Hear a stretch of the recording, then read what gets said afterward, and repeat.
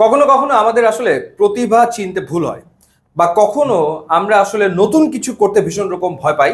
এবং সেই ঘটনাটাই ঘটেছিল রিশাদ হোসেনের ক্ষেত্রে।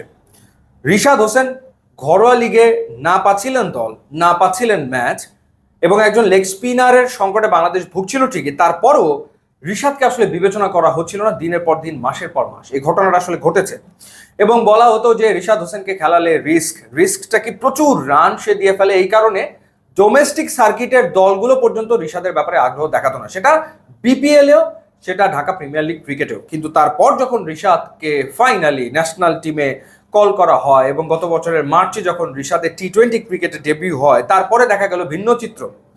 এবং ভিন্ন চিত্রটা এবছর এমনই। এবছর রিশাদ হোসেন 24টা ম্যাচ খেলেছে এবং 24 ম্যাচে রিশাদ হোসেন উইকেট নিয়েছে, টি-20তে 35টা।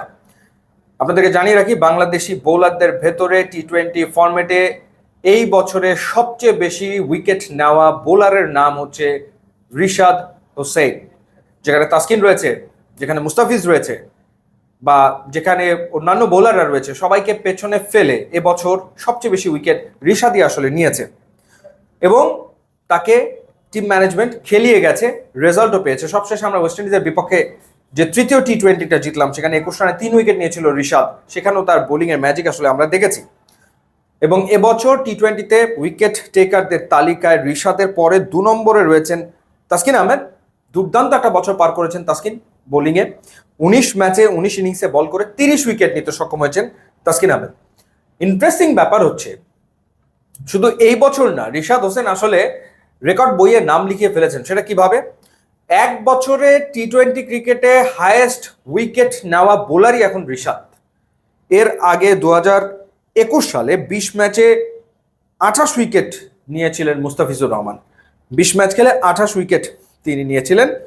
এবং এই বছর মুস্তাফিজ 18 ম্যাচে উইকেট নিয়েছেন 27টা। নিঃসন্দেহে ভালো পারফর্ম করেছেন। এবং 2021 সালে 18 ম্যাচে বল করে 25 উইকেট নিয়েছিলেন সাকিব আল হাসান। তো মুস্তাফিজকে নিয়ে আলোচনা হয়, সাকিবকে নিয়ে আলোচনা তো সবসময় হতেই থাকে, কিন্তু রিশাদের যে পারফরমেন্স, আমার মনে হয় সেটা প্রশংসার দাবিদার তো বটেই।